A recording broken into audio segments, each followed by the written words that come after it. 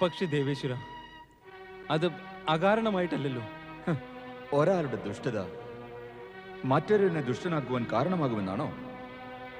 ഒരുവന്റെ പാപം മറ്റൊരുവനെ എങ്ങനെ പാപിയാക്കുവാനാണ്? ഈ പ്രപഞ്ചം തന്നെ പരിവർത്തന വികാസങ്ങൾക്ക് അടിമയാണ്.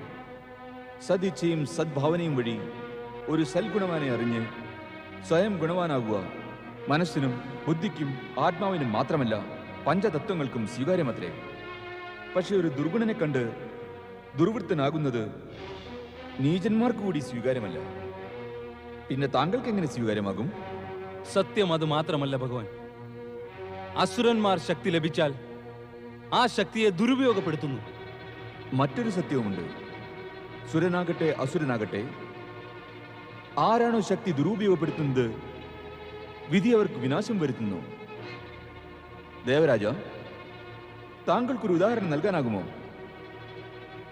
ശക്തിയെ ദുരുപയോഗം ചെയ്ത ആർക്കെങ്കിലും അതുകൊണ്ട് ഭാവിയിൽ ഏതെങ്കിലും ഗുണം ലഭിച്ചതായി? അല്ലെങ്കിൽ ഒരാൾ ശക്തിയെ ദുരുപയോഗം ചെയ്തിട്ടും 3 ലോകങ്ങളിലും അയാളുടെ നാമത്തിൽ ജയാരവം മുഴക്കാറില്ലല്ലോ. ഇല്ല ഇല്ല ഭഗവാൻ, അങ്ങനെ ഒരു ഉദാഹരണമില്ല. ഇപ്പോഴില്ല, ഭാവിയിൽ ഉണ്ടാകാനും സാധ്യമല്ല. ജഗത്തിലെ പ്രാണികൾ ദുഷ്ടന്റെ ദുഷ്ടതയെ വിവശരായത് മൂലമോ കർമ്മഫലം മൂലമോ സഹിച്ചെന്നു വരാം. പക്ഷെ പ്രകൃതി ദുഷ്ടന്റെ ദുഷ്ടതയെ ഒരിക്കലും സഹിക്കുകയില്ല. സമയം പൂർണ്ണമാകുമ്പോൾ അവന്റെ അസ്തിത്വത്തിന് പൂർണ്ണവിരാമം വിടുന്നു. അതിനാൽ ദേവരാജ, സമയം പ്രതീക്ഷിച്ചിരിക്കുക. അസുരന്മാർ ഭക്തിയിൽ ആകൃഷ്ടരായി സദാചാരത്തിലേക്ക് നീങ്ങുവാൻ ആഗ്രഹിച്ചാൽ പ്രകൃതിയിലെ ഒരു നിയമവും അവരുടെ മാർഗത്തിൽ വിഘ്നമുണ്ടാക്കില്ല. ഭാവിയിൽ ഇത്തരം നീതിവിരുദ്ധമായ അഭ്യർത്ഥനയുമായി കൈലാസത്തിലേക്ക് വരരുത്. ദേവരാജൻ ഇനിയും വന്നില്ലല്ലോ. ബ്രഹ്മലോകത്തിൽ പോയിരിക്കും. അവിടുന്ന് വിഷമിക്കേണ്ട ദേവി. ദേവരാജൻ ദേവന്മാരുമൊത്ത ഉടനെ വന്നു ചേരും. വിഷമിക്കാൻ കാരണമുണ്ടല്ലോ. ബ്രഹ്മദേവൻ താരകപുത്രന്മാർക്ക് വരം നൽകി അവരെ ശക്തിശാലികളാക്കിയിരിക്കുന്നു. അവർ ശിവന്റെ കരങ്ങളാലേ മരിക്കൂ എന്ന് വരം നൽകിയിരിക്കുന്നു. ഇതിനു മുൻപ് ബ്രഹ്മദേവൻ ഇവരുടെ പിതാവ് താരകാസുരന് ശിവപുത്രന്റെ കൈകളാലേ മരിക്കൂ എന്ന് വരം നൽകിയിരുന്നു. അയാൾ പിന്നെ സ്വർഗരാജ്യത്തെ കീഴടക്കുകയും ചെയ്തു. ഒരു പക്ഷേ ഈ വിഷമത്തിന് ഒരു നിവാരണം കാണാൻ ദേവരാജൻ പ്രയത്നിക്കുകയാകാം. പക്ഷെ ദേവി, ചിലപ്പോൾ ദേവരാജനേതാ എത്തി.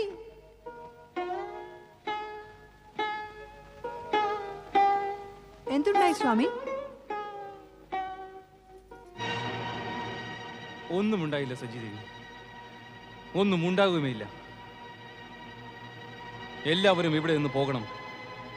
എല്ലാവരും ഉടൻ പോകാൻ. ഇനി ഈ സ്വർഗലോകത്തിൽ നൃത്തത്തിന്റെയും സംഗീതത്തിന്റെയും മലകൾ ഉയരുകയില്ല, ഉയരുകയില്ല, ഉയരുകയില്ല. പോകൂ.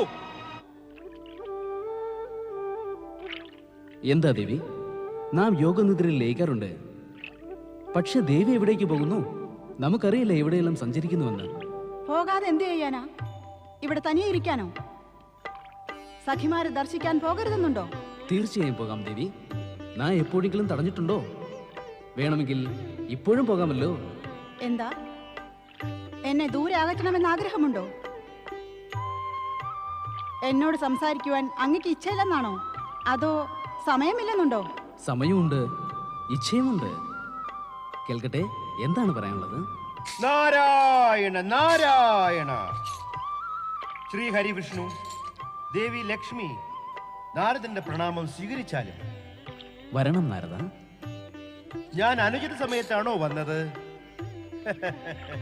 ഞാനിങ്ങനെ ചോദിക്കാൻ കാരണം, നിങ്ങൾ രണ്ടുപേരും ഏതോ വാദത്തിൽ ഏർപ്പെട്ടതുപോലെ തോന്നി. അതെങ്ങനെ അറിഞ്ഞു നാരദ? ദേവി ലക്ഷ്മിയുടെ മുഖമണ്ഡലത്തിന്റെ ഭാവം കണ്ടറിഞ്ഞു പ്രഭോ. എന്നാൽ ഇതും അറിയണം, പതിപത്നിമാരുടെ മുഖമണ്ഡലത്തിന്റെ ഭാവം പതിപത്നിമാർ മാത്രമേ അറിയാവൂ, അന്യർ അറിയില്ല.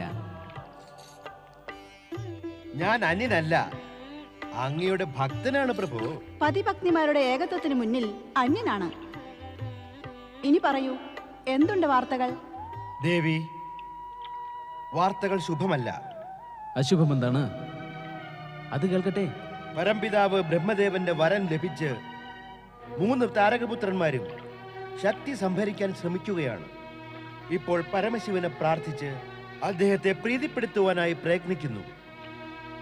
അതിൽ ദേവരാജനും മറ്റു ദേവന്മാരും ഭയഭീതരും വ്യാകുലരുമാണ്. അവിടുന്ന് അസുരന്മാരുടെ ശക്തിയെ ഉടനെ തടയണം. അവിടുന്ന് ദേവന്മാർക്ക് സർവപ്രിയനും അവരുടെ ശുഭചിന്തകനുമാണ്. ഇല്ല ദേവി, ഇപ്പോൾ അവർക്ക് വിരുദ്ധമായി ഒന്നും ചെയ്യുവാൻ സാധ്യമല്ല. കാരണം അവർ ശിവാരാധന ചെയ്ത് പുണ്യം ആർജിക്കുകയാണ്. അവർ ധർമ്മമാർഗത്തിൽ ചരിക്കുകയാണ്. പുണ്യാത്മാക്കളും ധർമാത്മാക്കളുമായവർക്കെതിരെ പ്രവർത്തിക്കാൻ സ്വയം ത്രിദേവൻ കൂടി ഒരുങ്ങിയില്ല. നാരായണ നാരായണ നാരായണ നാരായണ നാരായണ.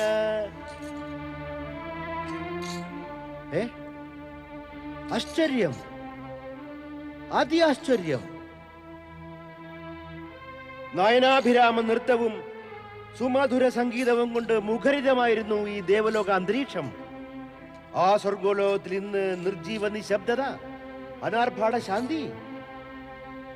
ഇല്ല ഇല്ല, ഈ നിശബ്ദത സ്വർഗലോകത്തിന് ശോഭ നൽകുന്നില്ല, തൃപ്തി തോന്നുന്നില്ല. നാരായണ നാരായണ. ദേവരാജ, താങ്കൾ ഇവിടെ ഇങ്ങനെ മുഖം വീർപ്പിച്ചു നിന്നാൽ ഭാവിയിൽ ഉണ്ടാകാവുന്ന സുഖവും രണ്ടും നഷ്ടമാകും. ഈ സമസ്യയിൽ നിന്ന് രക്ഷ നേടാൻ എന്തെങ്കിലും ഒരു ഉപായം കാണാതെ കഴിയില്ല. എത്ര ഉപായം കാണാനാണ്? എത്ര!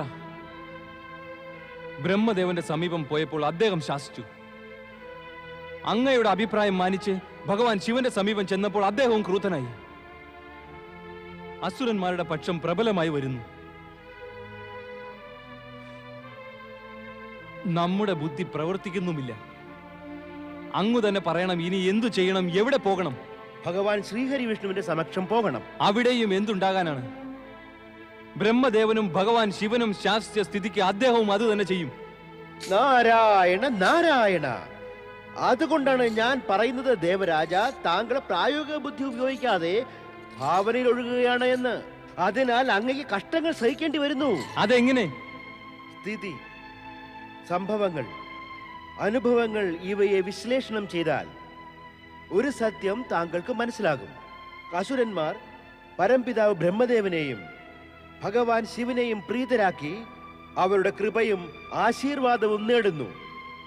പക്ഷെ അവർക്ക് ഭഗവാൻ ശ്രീഹരി വിഷ്ണുവിനെ പ്രസന്നനാക്കുക എളുപ്പമല്ല. അവർ അദ്ദേഹത്തെ അവരുടെ പ്രബല ശത്രുവായി കാണുന്നു. എപ്പോഴെല്ലാം ഭൂമിയിൽ അസുരശക്തിക്ക് വൃദ്ധി ഉണ്ടായിട്ടുണ്ടോ അപ്പോഴെല്ലാം ഭഗവാൻ വിഷ്ണു അതിനെ നശിപ്പിക്കാനായി എത്തുന്നു. അതിനാൽ ഉത്തമം ഇതാണ്, താങ്കളും ഭഗവാൻ വിഷ്ണുവിന്റെ സമീപം പോകുക. ഈ സമസ്യയ്ക്കൊരു ഉപായം ആരായുക. ഞാൻ താങ്കൾക്ക് മൂലമന്ത്രം നൽകിക്കഴിഞ്ഞു. ഇനി താങ്കളുടെ ഇച്ഛാനുസരണം പ്രവർത്തിക്കുക. നാരായണ നാരായണ നാരായണ. ദേവരാജ, ദേവർഷി പറഞ്ഞത് അക്ഷരം പ്രതി ശരിയാണ്. അദ്ദേഹം ഒരു വിരാട് സത്യം ഉദ്ഘോഷിക്കുകയും ചെയ്തു. അസുരന് ശ്രീഹരിവിഷ്ണുവിനെ എളുപ്പം പ്രീതിപ്പെടുത്തുവാനാകില്ല. അവരദ്ദേഹത്തെ ശത്രുവായി കാണുന്നു. നമുക്കിനി അവിളംബം അദ്ദേഹത്തെ ശരണം പ്രാപിക്കണം. അങ്ങനെ താരകപുത്രന്മാരുടെ പ്രഭാവം കുറയ്ക്കണം. നാം ശ്രീഹരി വിഷ്ണുവിന്റെ സമക്ഷം തീർച്ചയായും പോകും. ജഗത്പാലകൻ ശ്രീഹരി വിഷ്ണു ജയിച്ചാലും, വിഷ്ണുപ്രിയ ദേവി ലക്ഷ്മി ജയിച്ചാലും. പറയൂ ദേവരാജ, താങ്കൾക്ക് ഇവിടെ വരാൻ തോന്നിയതെന്തേ? ദേവർഷി നാരദന്റെ പ്രേരണ മൂലം വന്നതാണ്. എന്തെങ്കിലും പ്രത്യേക ഉദ്ദേശം? ഹേ ഭഗവാൻ, അങ്ങയുടെ സമക്ഷം പ്രത്യേക ഉദ്ദേശവുമായി വന്നതാണ്.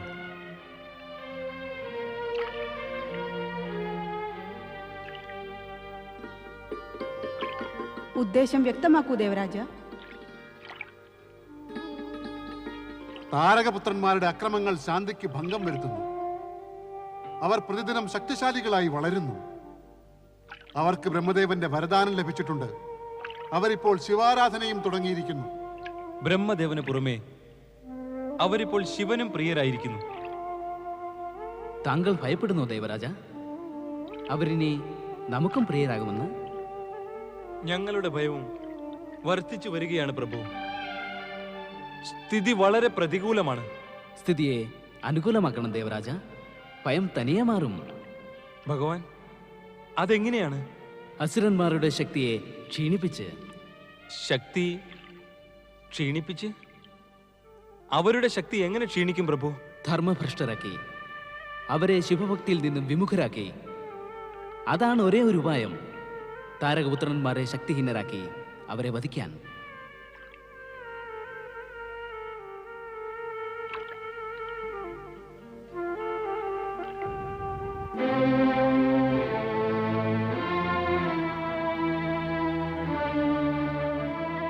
ഭഗവാൻ ശ്രീഹരി വിഷ്ണു താരകപുത്രന്മാരെ ധർമ്മഭ്രഷ്ടരാക്കി അവരെ ശിവഭക്തിയിൽ നിന്ന് വിമുഖരാക്കുവാൻ പറഞ്ഞു. പക്ഷെ അദ്ദേഹം പറഞ്ഞില്ല അതെങ്ങനെ സാധിക്കുമെന്ന്. അത് ദേവരാജ ശ്രീഹരി വിഷ്ണുവിനോട് അപ്പോഴേ ചോദിക്കേണ്ടതായിരുന്നു. എങ്ങനെ ചോദിക്കാനാ? അദ്ദേഹം ഉപായവും പറഞ്ഞ് മിഴികൾ അടച്ചു, സമാധിസ്ഥനായി. ദേവർഷി നാരദൻ ഇവിടെ ഉണ്ടായിരുന്നെങ്കിൽ ഈ പ്രശ്നം ഉദിക്കുകയില്ലായിരുന്നു. നാരായണ നാരായണ, ഞാൻ സദാ താങ്കളുടെ കൂടെ ഉണ്ട് ദേവരാജൻ ഇന്ദ്ര. പക്ഷെ താങ്കൾ എന്ത് സമസ്യയാണ് ചർച്ച ചെയ്യുന്നത്? ദേവർഷി, ഭഗവാൻ ശ്രീഹരി വിഷ്ണു താരകപുത്രന്മാരെ ധർമ്മഭ്രഷ്ടരാക്കി അവരെ ശിവഭക്തിയിൽ നിന്ന് വിമുഖരാക്കുവാൻ ഉപദേശിച്ചു. പക്ഷെ ഒന്നു മാത്രം പറഞ്ഞില്ല അതെങ്ങനെ സാധിക്കുമെന്ന്. നാരായണ നാരായണ, ദേവരാജ, താങ്കൾ ആശങ്കയെ സ്വന്തം പ്രേസിയാക്കിയോ? ദേവർഷി, അങ്ങ് എന്താണ് ഈ പറയുന്നത്? ഞാനെന്താ അസത്യം പറയുകയാണോ ദേവരാജ? ദേവരാജ, സദാസമയവും താങ്കൾ ശങ്കയെയും ശങ്ക താങ്കളെയും പിരിയാതെ ഇരിക്കുന്നു. നാരായണ നാരായണ, കേൾക്കണം ദേവരാജ, ഈ ശങ്കയുടെ കൂട്ട് ത്യജിച്ചു കളയൂ. ഞാൻ അതിനെ സ്വന്തമാക്കിയതല്ല ദേവർഷി. പ്രതികൂല പരിതസ്ഥിതിയിൽ ഉത്ഭവിച്ച് എന്റെ ശിരസിൽ കയറിയിരിക്കുകയാണ്. എങ്കിൽ താങ്കൾ തന്നെ ഒരു ഉപായം പറയൂ. താരകപുത്രന്മാരെ ഏത് പ്രകാരത്തിൽ? ഉപായം ദേവി സരസ്വതി പറഞ്ഞു തരും. താങ്കൾ എന്നോട് വരൂ. ഇല്ല,